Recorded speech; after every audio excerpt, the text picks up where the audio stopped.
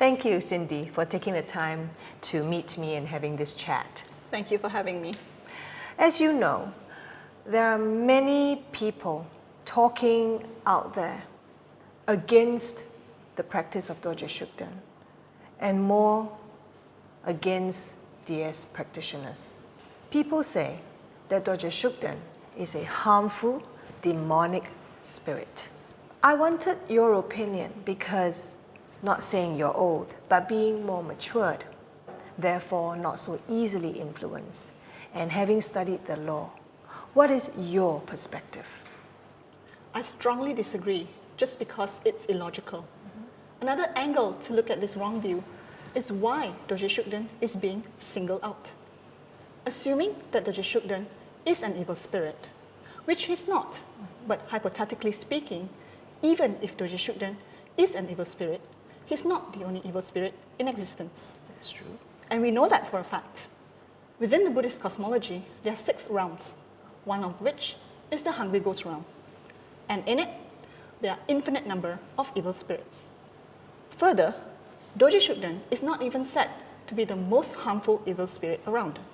So, why pick on Dorje Shugden? Hence, there has to be another reason, a hidden agenda as to why the continuous attack on Dorje Shugden.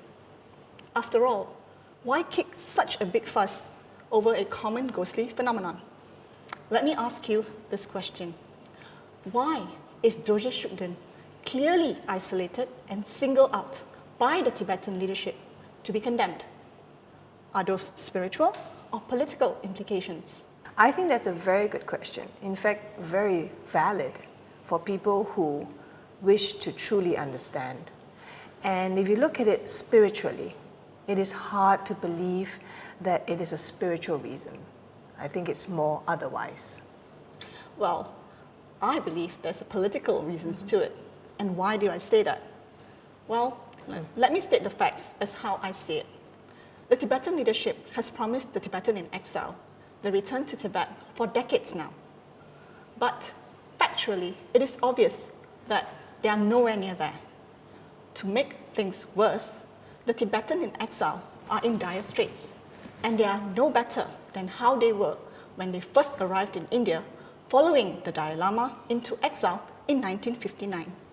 So, the Tibetan leadership would have to explain themselves, and they conveniently used Dorje Shugden as a scapegoat to cover up their failures to date.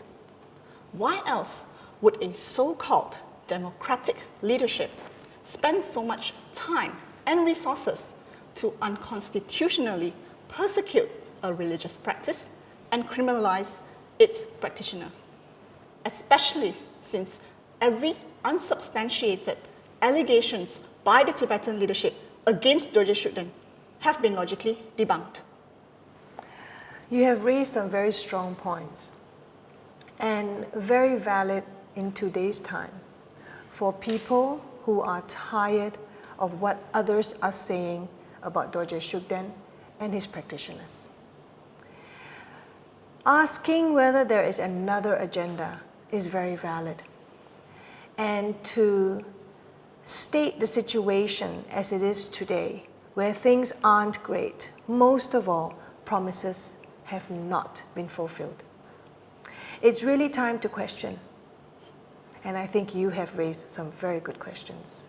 For those of you who want to think more, consider what Cindy has asked. What is the agenda? What is this really about? On that note, thank you so much for your time. Thank you.